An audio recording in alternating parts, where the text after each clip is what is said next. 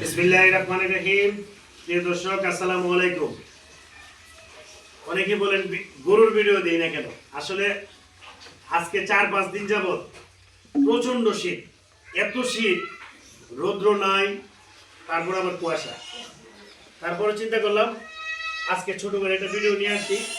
এটা হলো আমার দুধের গাভী, আর একটা বাইরে আছে যেটা দেশি গাভী, ওটা থেকে আপনার দুধ না পাওয়ার স্বামী। যাই হোক, এটা আলহামদুলিল্লাহ দুধের রেজাল্ট খারাপ না ভালো, তবে শীতে কিন্তু আপনার দুধের প্রোডাকশন কমে।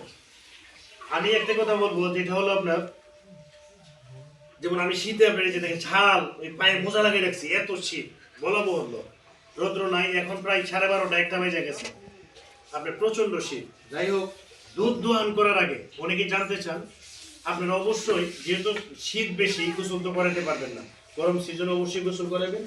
আর শীত সিজনে উলানের আশপাশটা, যেমন আমার গরু কিন্তু অনেকটা পরিষ্কার, এই উলানের আশপাশটা প্লাস কোমরটা এই ধোয়াই দিবেন। টিউবওয়েল টাইপটা একটু গরম পানি থাকবে, এটা ধোয়া সুন্দর করে তারপরে আপনি দুধটা দোহান করবেন। দুধ দোহানের আগে যদি আপনারা দানাদার খাবার হালকা পানিতে দিতে পারেন, তাহলে দুধের প্রোডাকশন কিন্তু কিছুটা ভালো হবে। পাশাপাশি দুধ দোহান করার পরে অনেকে আমরা জানি না, দুধ দোহান করার পর আমরা বাছুরকে দিয়ে, যারা ক্ষুদ্র খামার, বাছুরকে দুধ খাওয়ার সুযোগ দিয়ে আমরা চলে যাই, তখন গরু এবং বাছুর দুধ খাওয়াইয়া শুয়ে যায়, তখন কিন্তু একটা সমস্যা, কারণ নিচে বিভিন্ন ব্যাকটেরিয়া থাকে। তখন আপনার ওলানে যে এই দুধের নামগুলা দিয়া ব্যাকটেরিয়া ঢুকে মেস্টাইটিস হওয়ার সম্ভাবনা থাকে। তাই অবশ্যই দুধ দোহান করে আপনারা খাবার দিবেন। খাবার দেওয়ার পরে আপনার বাছুর দিয়ে দিবেন, দুধ খাবে আর গরুও খাবার খাবে, তখন দেওয়া যাবে কি আপনার মেস্টাইটিসের সমস্যা থাকবে না। এই জিনিসটা আপনারা সবসময় করবেন। আর বিশেষ করে এখন যেহেতু প্রচন্ড শীত, সকালবেলা এবং বিকালবেলা দুই টাইম আমরা পানি খাওয়াই, সকলেই খাওয়া, গরম পানি দেওয়ার চেষ্টা করবেন। একটু পানি গরম করে পানির সাথে মিক্স করে তখন আপনারা পানিটা দিবেন, দানাদার হালকা দিবেন পানির সাথে। আর দানাদার শুকনা খাওয়ালে গরুর গ্রোথ ভালো থাকে এবং দুধের প্রোডাকশন ভালো হয়।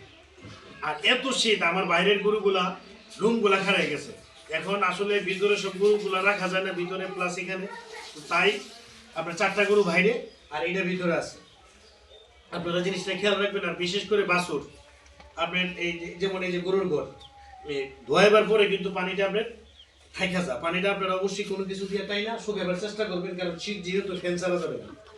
আর এই গরু যদি একটু বাইর করতে পারেন, হাঁটাচড়া করতে পারে, বিশেষ করে দোয়াল গরু অনেকটা ভালো হয়। এই জিনিসটা আপনারা খেয়াল রাখবেন। আর পানি দিয়ে অবশ্যই ঘরটা পরিষ্কার রাখবেন, ঘর পরিষ্কার রাখলে ইনশাল্লাহ গরুর আপনার কোনো সমস্যা হয় না। এই জিনিসটা আপনারা সকলেই খেয়াল রাখবেন। আর কি বলবো, আর ভিডিওটা লম্বা করবো না, সকলেই আপনারা ভিডিওটা যদি দেখেন ভালো লাগে, আপনারা লাইক কমেন্ট করবেন, অবশ্যই ইউটিউব চ্যানেল মাশাআল্লাহ ভুইয়া একটু সাবস্ক্রাইব করবেন। সকলে ভালো থাকবেন। আসসালামু আলাইকুম, আল্লাহ হাফেজ।